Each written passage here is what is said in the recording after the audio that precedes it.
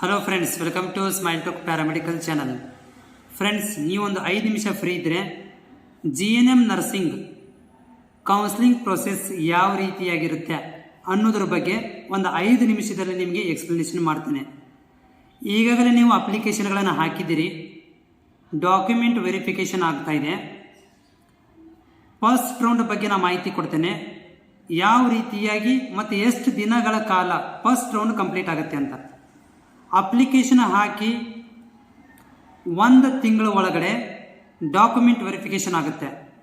Online ಮುಖಾಂತರ document ವೆರಿಫಿಕೇಷನ್ಗಳನ್ನು ನೀವು ಏನು ಅಪ್ಲೋಡ್ ಮಾಡಿರ್ತೀರಿ ಅವೆಲ್ಲ ಡಾಕ್ಯುಮೆಂಟ್ಗಳನ್ನು ಅವ್ರು ಏನು ಮಾಡ್ತಾರೆ, ವೆರಿಫೈ ಮಾಡ್ತಾರೆ. ಅಲ್ಲೇನಾದರೂ ತಪ್ಪು ಮಾಹಿತಿ ಇದ್ದರೆ ರಿಜೆಕ್ಟ್ ಮಾಡ್ತಾರೆ. ರಿಜೆಕ್ಟ್ ಮಾಡಿದವ್ರಿಗೆ ಮತ್ತೆ ಟೈಮನ್ನು ಕೊಡ್ತಾರೆ ಎಡಿಟ್ ಮಾಡ್ಕೊಳ್ಳಿಕ್ಕೆ. ಎಡಿಟ್ ಮಾಡಿ ಮತ್ತೆ ಅವರು ಅಪ್ಲೋಡ್ ಮಾಡ್ಕೋಬೇಕು. ಮತ್ತು ಇದೇ ಟೈಮಲ್ಲಿ ಯಾರು ಪೇಮೆಂಟ್ ಪೆಂಡಿಂಗ್ ಇರುತ್ತೆ ಅಂಥವ್ರಿಗೆ ಪೇಮೆಂಟ್ ಮಾಡಲಿಕ್ಕೆ ಟೈಮನ್ನು ಕೊಡ್ತಾರೆ. ಇದೆಲ್ಲ ಪ್ರೊಸೀಜರ್ ಆಗಬೇಕಂತಂದರೆ ಮಿನಿಮಮ್ 25ರಿಂದ 1 ತಿಂಗಳ ಟೈಮ್, 25 ದಿನ ಅಥವಾ 1 ತಿಂಗಳ ಟೈಮ್ ಬೇಕಾಗುತ್ತೆ.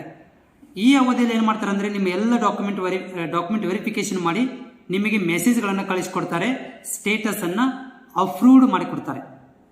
ಡಾಕ್ಯುಮೆಂಟ್ ವೆರಿಫಿಕೇಷನ್ ಆದ ಮೇಲೆ ಏನು ಮಾಡ್ತಾರಪ್ಪ ಅಂತಂದರೆ ರಿಜೆಕ್ಟ್ ಆಗಿರುವಂಥ ಲಿಸ್ಟನ್ನು ಬಿಡ್ತಾರೆ. ಮತ್ತೆ ಅವರುಗಳಿಗೆ ಸ್ವಲ್ಪ ಟೈಮ್ ಕೊಡ್ತಾರೆ.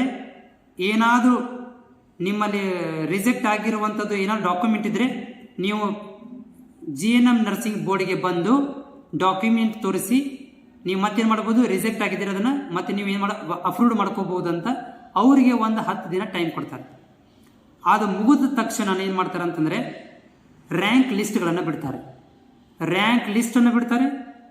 ಆಮೇಲೆ ಫಸ್ಟ್ ರೌಂಡ್ ಆಪ್ಷನ್ ಎಂಟ್ರಿ ಸ್ಕೆಡ್ಯೂಲನ್ನು ಬಿಡ್ತಾರೆ. ಡೇಟ್ಗಳನ್ನು ಬಿಡ್ತಾರೆ. ಫಸ್ಟ್ ರೌಂಡ್ ಯಾವ ಡೇಟಿಗೆ ಆಗಬೇಕು, ಎಷ್ಟು ದಿನದಿಂದ ಎಷ್ಟು ದಿನ ತನಕ ಆಗಬೇಕು ಅನ್ನೋದನ್ನು ಬಿಡ್ತಾರೆ. ಅದು ಡೇಟ್ ಬಿಟ್ಟ ಮೇಲೆ 3 ದಿನ ನಂತರ ಏನು ಮಾಡ್ತಾರೆ, ಮೋಕ್ ರಿಸಲ್ಟ್ ಬಿಡ್ತಾರೆ, ಅಂದರೆ ಟೆಂಪರರಿ ರಿಸಲ್ಟ್ ಬಿಡ್ತಾರೆ. ಮೋಕ್ ರಿಸಲ್ಟ್ ಒಳಗಡೆ ಬಿಟ್ಟ ಮೇಲೆ ಅಲ್ಲಿ ಮತ್ತೇನು ಮಾಡ್ತಾರೆ, ನಿಮಗೆ ಮತ್ತೆ ಕಾಲೇಜ್ಗಳನ್ನು ಆ್ಯಡ್ ಮಾಡ್ಕೊಳ್ಳಿಕ್ಕೆ ಟೈಮ್ ಕೊಡ್ತಾರೆ. ಸೀಟ್ ಸಿಕ್ಕಿಲ್ಲ ಅಂದರೆ ಮಾತ್ರ ಆ್ಯಡ್ ಮಾಡಿದ ಮೇಲೆ ಫೈನಲ್ ರಿಸಲ್ಟನ್ನು ಮತ್ತೆ 7 ದಿನ ಆದಮೇಲೆ ಮತ್ತೆ ಫೈನಲ್ ರಿಸಲ್ಟನ್ನು ಬಿಡ್ತಾರೆ. ಸೊ ಇದು ಆಪ್ಷನ್ ಎಂಟ್ರಿ ಮಾಡ್ಕೊಳ್ಳಿಕ್ಕೆ ಮತ್ತು ಫೈನಲ್ ರಿಸಲ್ಟ್ ಬರಲಿಕ್ಕೆ 10 ದಿನ ಟೈಮ್ ಆಗುತ್ತೆ. ಈ 10 ದಿನದಲ್ಲಿ ನೀವು ಆಪ್ಷನ್ ಎಂಟ್ರಿ ಮಾಡಿ ರಿಸಲ್ಟನ್ನು ತೊಗೊತೀರಿ. ಮುಂದೆ 1 ವಾರ ಕಾಲೇಜ್ ಅಡ್ಮಿಷನ್ ಮಾಡ್ಕೊಳ್ಳಿಕ್ಕೆ ಟೈಮ್ ಕೊಡ್ತಾರೆ. ಇದು ಕಂಪ್ಲೀಟ್ ಆಗಬೇಕಂತಂದರೆ ಏನಾಗುತ್ತೆ, ಮಿನಿಮಮ್ ಆಪ್ಷನ್ ಎಂಟ್ರಿಯಿಂದ ಹಿಡಿದು ಕಾಲೇಜ್ ಅಡ್ಮಿಷನ್ಗೆ 15 ದಿನ ಟೈಮ್ ಬೇಕು. ಇವಾಗ ಏನಾಗಿದೆ ಅಂತಂದರೆ ಇವಾಗ ನೀವು ಡಾಕ್ಯುಮೆಂಟ್ ವೆರಿಫಿಕೇಷನ್ ನಡೀತಾ ಇದೆ.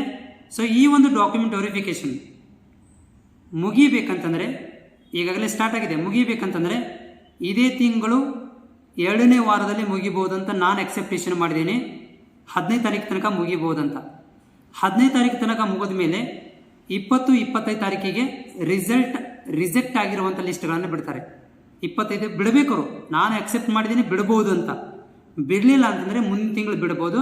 ಮುಂದಿನ ತಿಂಗಳು ರಿಜೆಕ್ಟ್ ಲಿಸ್ಟ್ ಬಿಟ್ಟ ಮೇಲೆ ನಿಮ್ಮ ರ್ಯಾಂಕ್ ಲಿಸ್ಟ್ಗಳನ್ನು ಬಿಡ್ತಾರೆ. ರ್ಯಾಂಕ್ ಲಿಸ್ಟ್ ಬಿಟ್ಟ ಮೇಲೆ ಮತ್ತೇನು ಮಾಡ್ತಾರೆ, ಆಪ್ಷನ್ ಎಂಟ್ರಿ ಫಸ್ಟ್ ರೌಂಡನ್ನು ಮಾಡ್ತಾರೆ. ನೀವು ಏನು ಮಾಡಬೇಕು, ಇದಕ್ಕೆ ಕಾಯಬೇಕಷ್ಟೆ. ನನಗೆ ಕೇಳೋ ಮೂಲ ಎಲ್ಲಿ ತನಕ ಕಾಯಬೇಕಂತ ನೀವು ಬೋರ್ಡ್ನವ್ರಿಗೆ ಕಾಲ್ ಮಾಡಿ ಕೇಳ್ಕೋಬೇಕಾಗತ್ತೆ.